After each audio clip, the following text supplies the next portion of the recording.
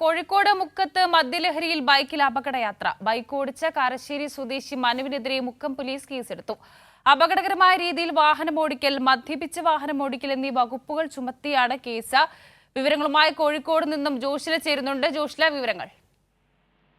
മദ്യലഹരിയിൽ വാഹനമോടിച്ചവർക്കെതിരെയാണ് അവസാനം അപകടം ഉണ്ടാക്കുന്ന നിലയിലേക്ക് പോയവർക്കെതിരെയാണ് മുക്കം പോലീസ് കേസെടുത്തിരിക്കുന്നത്. മുക്കം പാലം മുതൽ നോർത്ത് കാരശ്ശേരി പാലം വരെയായിരുന്നു കഴിഞ്ഞ ദിവസം രണ്ടുപേർ മദ്യപിച്ച് ബൈക്ക് ഓടിച്ചത്. എടവണ്ണ കൊയിലാണ്ടി പാതയിലാണ്, സംസ്ഥാന പാതയിലാണ് അപകടമുണ്ടാക്കിയത്.